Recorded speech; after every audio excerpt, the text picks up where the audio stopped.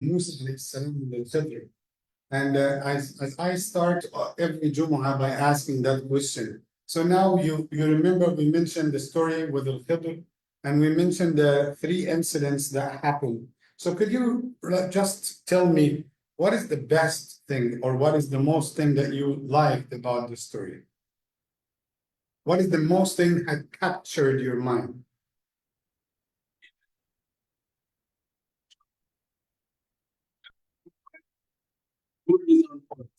Okay.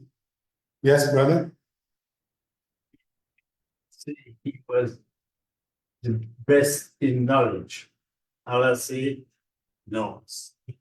Subhanallah. Yes, when he claimed that he is the most knowledgeable person, so Allah said, no, there is another buddy or another person who is more knowledgeable than you. Okay, and I told you before, one of the only thing that in the entire Quran that Allah had asked the Prophet Muhammad to ask for, he said, وَقُلْ رَبِّ زِدْنِي عِلْمًا. The only thing.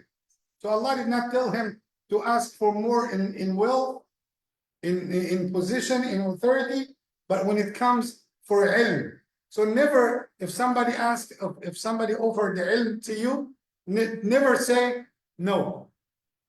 Never say no. Never say, I don't have time.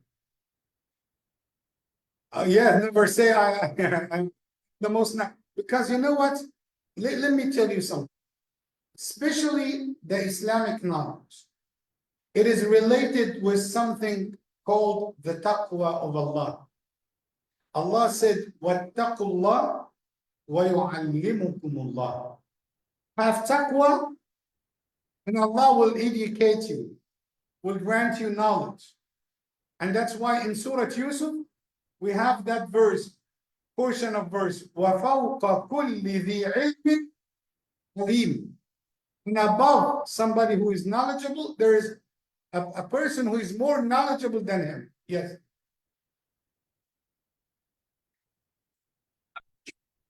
Of course, having the knowledge from everyone. Do not feel arrogance. And that is the case. Even if a little child, you know Harun al-Rashid, the great Khalifa in Islam, that person, people came to visit him, and they have a representative for every tribe. So one of those tribes that he was receiving, there was like a young man. So they, like the advisor of Harun al-Rashid said to him, how come that the representative of your tribe is a young man? Where are the elders? He said, sir, brother, إن المرأة إنما هو بأصغرين قلبه ولسانه. It's not a matter of age. The real man is the one who has that sincere heart and eloquency in his tongue. So maybe he's a young man, but he is, when he talks, everyone would respect him. Sometimes you might have a person who is 60 years old, but when he talks, there is no weight to his words. It's easy to break his promise. It's easy, to not to say the truth or to lie. That is one of the things also.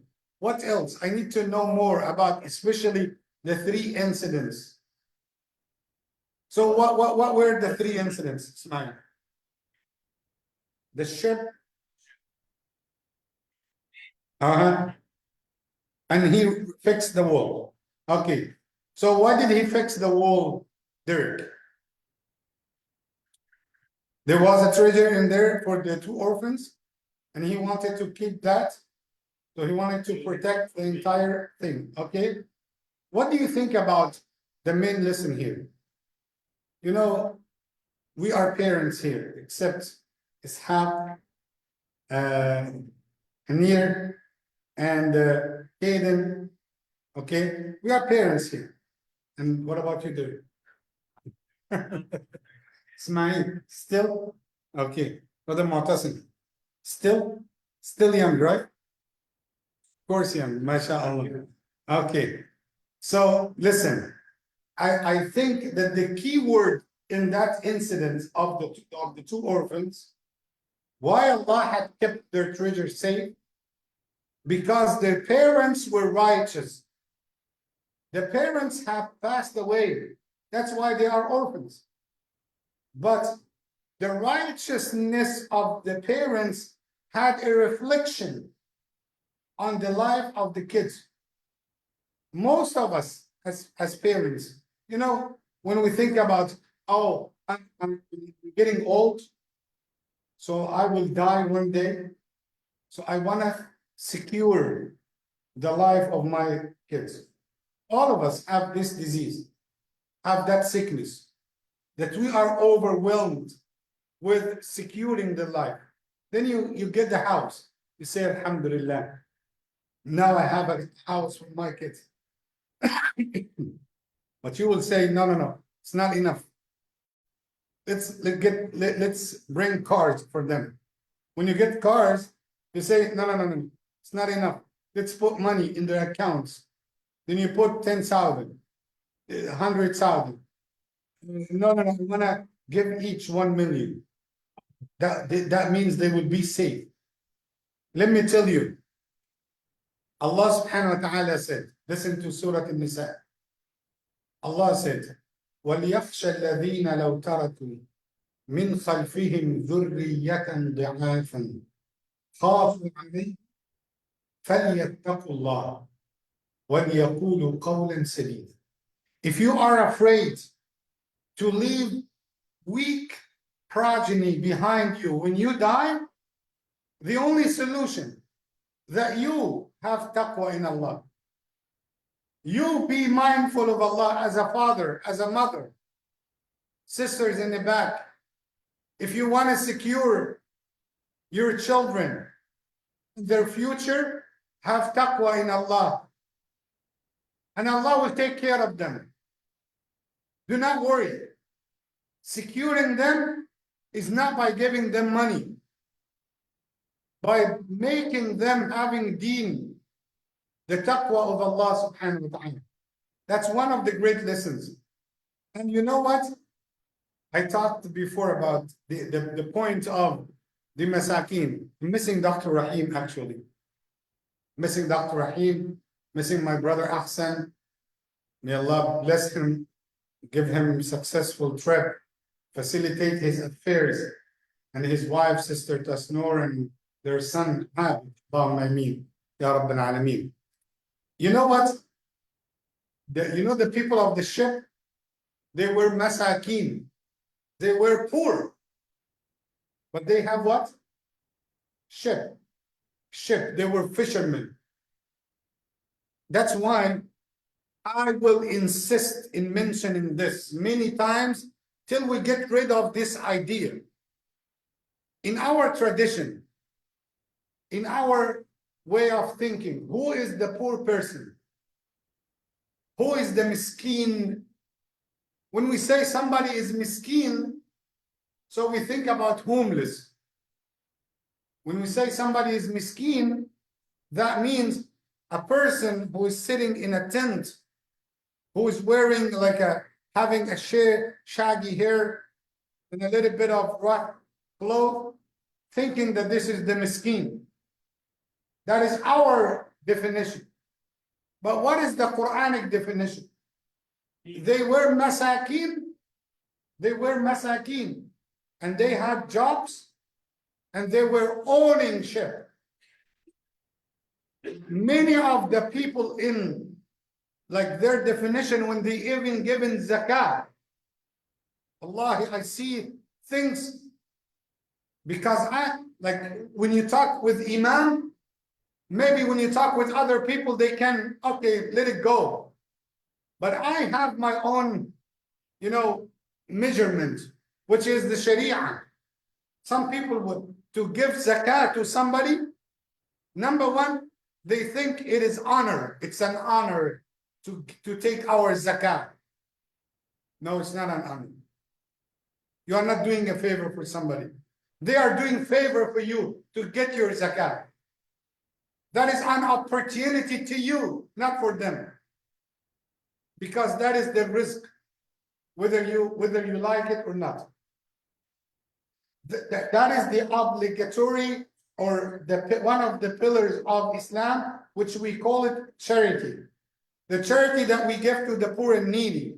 So some people think that the miskin, the poor and needy, is one has nothing at all from this life. Allah said, أَمَّا السَّفِينَةُ فَكَانَتْ لِمَسَاكِينَ يَعْمَلُونَ فِي الْبَحْرِ. The masakin owned a ship and they have jobs. So if I told you, Brother Muhammad Ali, there is a miskin, tell me, I need to know. Oh, brother, he has a job, he has a ship. Come on, Imam. Is that a miskin? Miskin has to come cry. Some people, I'm sorry to say that, but wallahi, we have to face ourselves. Some people, they make like background check. I saw by myself. Somebody asked me, he said, Imam, in order for that lady to get my sadaqah, let her make video for her house to see how much exactly that she has. Why? To give her sadaqah like $20. You know what's the idea here? To see if she deserves my sadaqah. Imam, didn't Allah tell us to check who can accept my sadaqah and who has the right? We don't need you. We don't need your sadaqah. Take it and go away. But Allah said also, do not humiliate people. Do not expose them. Respect their feelings. When you give somebody, take it or look at the sadaqah, it is an opportunity.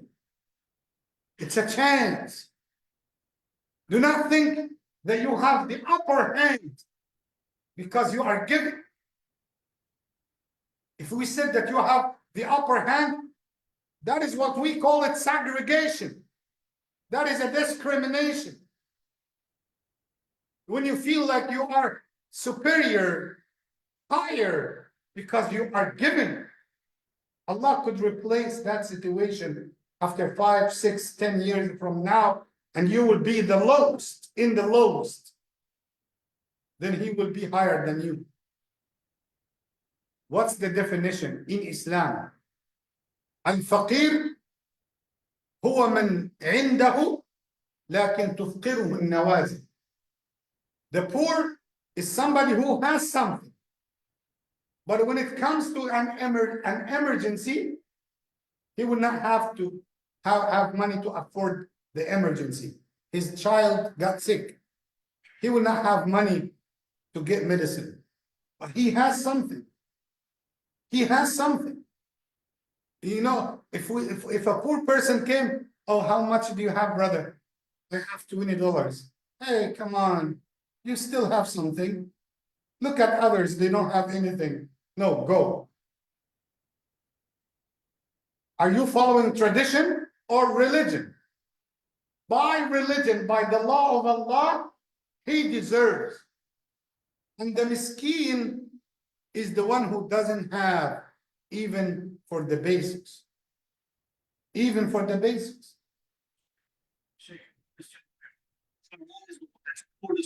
That doesn't have anything.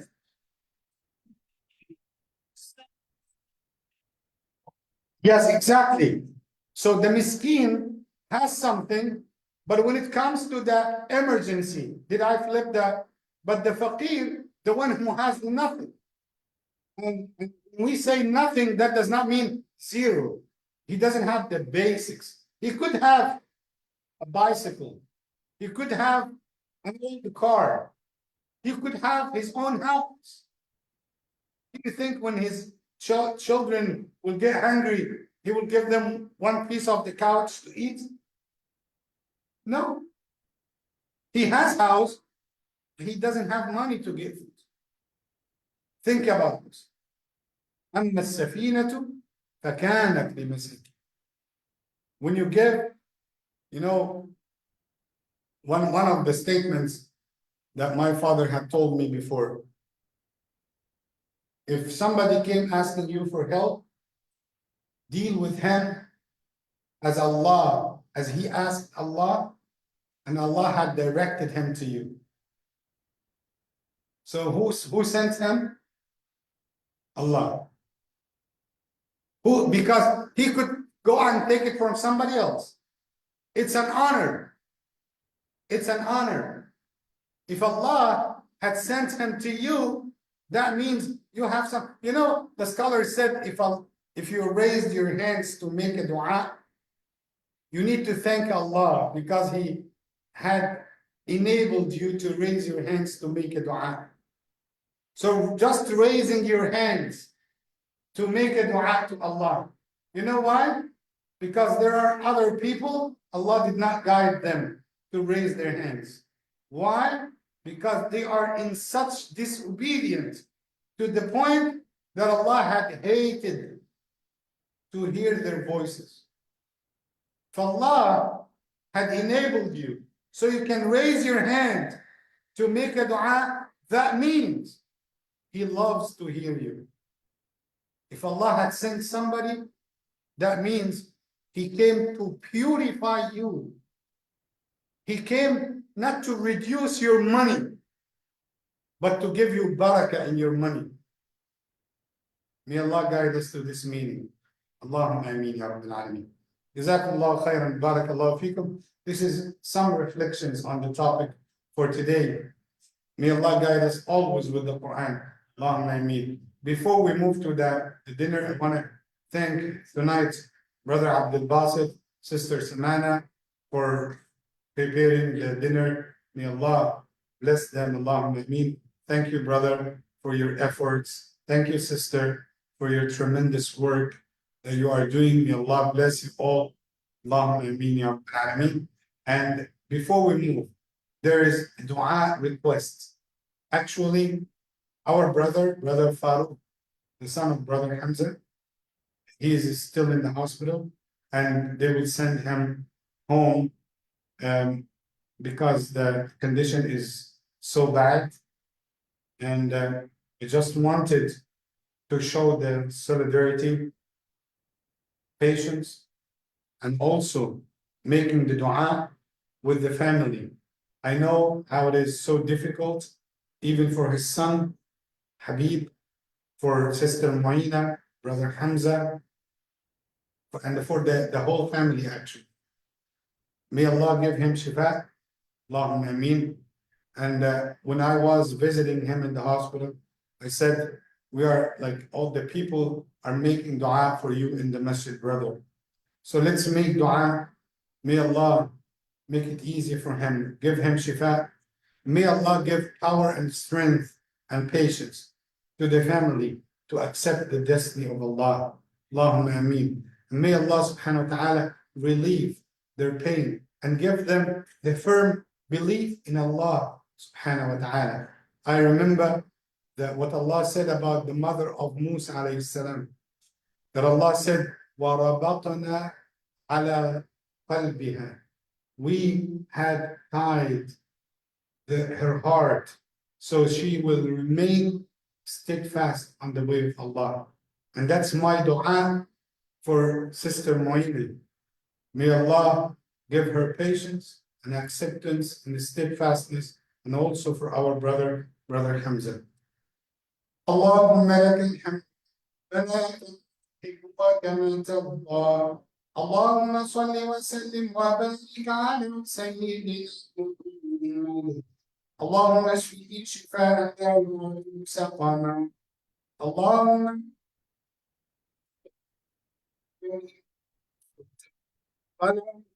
إلا شفيته ولا ميت إلا عافيته ولا دين إلا قضيته ولا هما إلا فرجته ولا حاجة من حوائج إلا رضيته اللهم كن صبرا سوء وارض اللهم انصر إخواننا في فلسطين اللهم اللهم اغفر بهم اللهم شهداء اللهم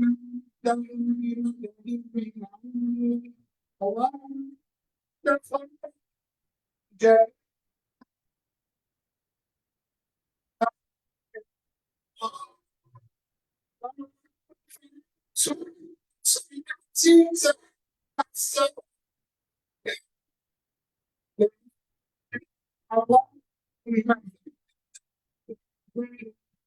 اللهم تكون الصبر والسلم اللهم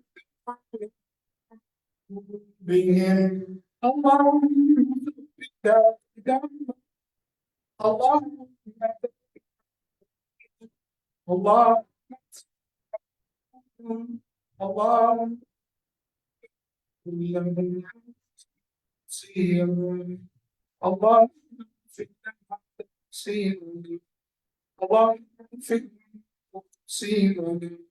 واغفر لنا ذنوبنا سبحان ربك رب العزة عما يصفون وسلام